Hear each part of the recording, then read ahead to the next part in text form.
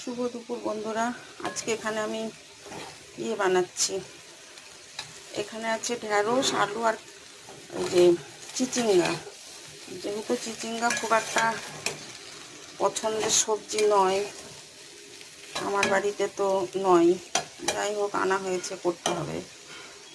এটাকে পেঁয়াজ দিয়ে খুব ভালো করে ভাজলাম আর এই নামিয়ে নেব।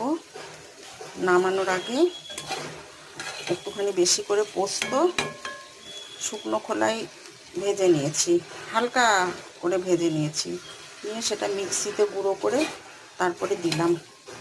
তোমরা এভাবে করে দেখবে, খুবই ভালো লাগে। এটা রুটির সঙ্গেও খেতে খুব ভালো লাগবে। এই সবজিটা রান্না যেটা করলাম